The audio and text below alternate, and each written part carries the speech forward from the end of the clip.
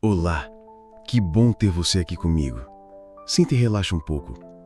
Eu queria conversar com você sobre algo que, de uma forma ou de outra, toca a todos nós, mas que muitas vezes preferimos esconder ou ignorar. Hoje, eu quero te convidar para encarar de frente uma das emoções mais primitivas, talvez a mais paralisante que habita a nossa psique: o medo. E junto a ele, sua companheira inseparável na vida moderna, a ansiedade. Você já sentiu aquela pontada no estômago? O coração acelerado, a respiração curta, mesmo quando não há um perigo visível à sua frente? Aquela sensação de que algo ruim vai acontecer, ou aquele frio na barriga diante de uma decisão importante? Pode ser o medo de iniciar um projeto novo, de falhar em algo que você tanto planejou e sonha. O pavor de ser abandonado por quem você ama, ou aquela ansiedade difusa que acompanha as incertezas do futuro. É como se uma névoa invisível envolvesse sua mente, te impedindo de ver com clareza e de avançar. Pensa um pouco e me diz: qual o medo que mais te incomoda hoje? O medo do novo? Do fracasso? Do abandono? Essa sensação é incrivelmente comum, não é? E quem diz que não sente, provavelmente não está sendo verdadeiro. Até porque vivemos em um mundo que nos empurra para frente, mas nossos medos muitas vezes nos puxam para trás, criando uma tensão interna que aos poucos vai consumindo a nossa autoestima. Mas para além da reação imediata, o que essa paralisia, essa preocupação constante realmente pode estar querendo nos dizer? De onde ela vem? E o mais importante, como podemos nos relacionar com essa energia de uma forma que, em vez de nos aprisionar, nos anular, ela possa nos libertar e nos impulsionar. Do ponto de vista da psicologia analítica de Carl Jung, o medo não é um sinal de fraqueza, mas um mensageiro, um sinal vital que brota das profundezas da nossa psique. Pense no medo como um instinto de autoproteção. Assim como a dor física nos alerta para uma lesão, o medo é um alerta psíquico. Mas a questão é, ele está alertando sobre um perigo real e imediato ou sobre um perigo percebido que reside em nosso mundo interior? Jung nos ensina a diferenciar entre o medo de uma ameaça concreta e a ansiedade, que é um medo sem objeto definido, uma apreensão generalizada, um desconforto da alma sem um motivo claro, mas que é igualmente real e paralisante. Que situações você sente que te geram mais ansiedade? Compartilha comigo aqui nos comentários. E aprofundando nas raízes inconscientes desses medos, descobrimos que eles habitam tanto no nosso inconsciente pessoal, quanto no nosso inconsciente coletivo. Jung propõe que nossa psique é dividida em 3 grandes partes: o consciente, o inconsciente pessoal e o inconsciente coletivo. Aqui no canal temos o vídeo As Camadas, que explicam de uma forma simples e compacta essas divisões propostas por Carl Jung. Não deixe de assistir, ele vai te ajudar a entender melhor a sua mente. No nosso inconsciente pessoal, nossos medos são frequentemente moldados por complexos, aqueles aglomerados de ideias e memórias carregadas emocionalmente que se formaram a partir de experiências passadas, muitas vezes dolorosas e não resolvidas. O medo do fracasso pode ter sua raiz em um complexo de inferioridade, desenvolvido na infância devido a críticas constantes. O medo do abandono, por sua vez, pode vir de uma experiência real de perda ou de uma relação primária onde a segurança foi abalada. Esses complexos agem como pequenas personalidades autônomas que se ativam e nos possuem, disparando medo e ansiedade mesmo em situações onde não há uma ameaça real. É como se uma ferida antiga estivesse sempre sensível, pronta para doer ao menor toque. Mas o medo também tem raízes mais profundas no inconsciente coletivo, ligadas a arquétipos universais. O medo do novo, do desconhecido, da escuridão, do caos, da aniquilação. Estes são medos primordiais da humanidade. São resquícios da nossa jornada evolutiva, quando a sobrevivência dependia da cautela diante do que não se compreendia.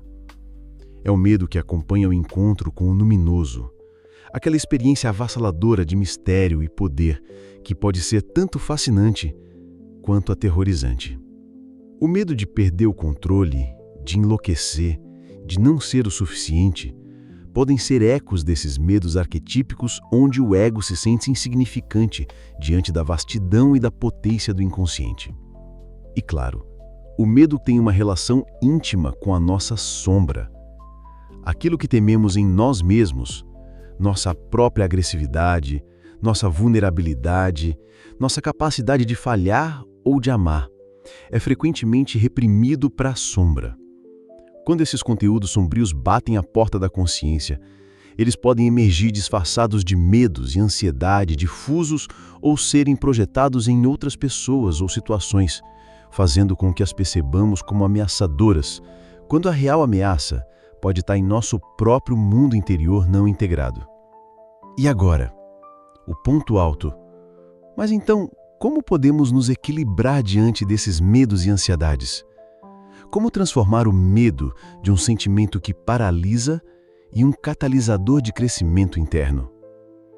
O caminho, como sempre, na psicologia analítica, começa pela consciência e pela integração. Não se trata de eliminar o medo, o que seria impossível e até perigoso, pois ele tem sua função protetora, de preservação. Trata-se de desenvolver uma relação consciente com ele, de ouvi-lo, compreendê-lo e então escolher como responder a ele. O primeiro passo está em reconhecer e sentir o medo com coragem e observação. Quando o medo ou a ansiedade surgirem, em vez de fugir ou lutar contra eles, pare um pouco. Sinta o medo em seu corpo. Onde ele se manifesta? É um aperto no peito? Um nó na garganta? Tremores? Identifique a emoção. Estou sentindo medo agora. Isso é ansiedade. Acolhe a sensação sem julgamento, já tira muito do seu poder sobre nós. Além disso, é crucial diferenciar a ameaça real da inconsciente. Pergunte-se, existe um perigo real e imediato aqui? Se existe, o medo é um alerta útil para a ação. Se não, se o perigo é hipotético ou difuso, é provável que seja um complexo ou um conteúdo inconsciente se manifestando. Esse discernimento é vital. Você também pode dialogar com o seu medo internamente. Jung nos ensinou a dar voz aos conteúdos inconscientes. Pergunte ao seu medo, de que você está tentando me proteger? Qual a sua mensagem? O que você teme que aconteça de verdade? Às vezes o medo é um guardião de uma vulnerabilidade preciosa ou de um potencial ainda não explorado em você. Para enfrentar esses medos que nos paralisam, especialmente o medo do novo, do fracasso, do abandono, encare o dragão em pequenos passos. Um pequeno passo fora da zona de conforto já é uma vitória. O medo diminui quando você age, não quando você espera que ele vá embora. Cada vez que você age apesar do medo, você fortalece o seu ego e expande sua consciência. Por fim, confie na sabedoria do eu. Lembre-se que no centro da sua psique existe o que Jung chamou de self, a sua totalidade e seu guia interior. Ele não o colocaria em um caminho que você não possa suportar. O medo é muitas vezes o portal para a próxima fase do seu crescimento. Permita-se ser guiado pela sua intuição e pelos insights que surgem do seu inconsciente, integrando também seus medos. Explorando os aspectos de si mesmo que você mais teme, para que o medo perca o poder tirânico que exerce sobre você. No grande e contínuo processo da individuação, a jornada para nos tornarmos seres humanos mais completos, o medo é um dos maiores desafios, mas também um dos maiores propulsores. Ao fazermos as pazes com os nossos medos, liberamos uma energia imensa para viver uma vida mais plena e consciente. Se essa conversa sobre o medo te fez refletir e reavaliar seus medos, deixa seu like e comente aqui. Qual o seu maior medo ou qual ansiedade tem mais te desafiado ultimamente? Como você tem tentado lidar com isso? Sua experiência enriquece nossa rede de apoio e pode também ajudar a quem está precisando saber que não está sozinha. Não deixe de se inscrever no canal e ativar o sininho para receber novos vídeos que despertam a mente e fortalecem a sua jornada. Fique em paz e até a próxima.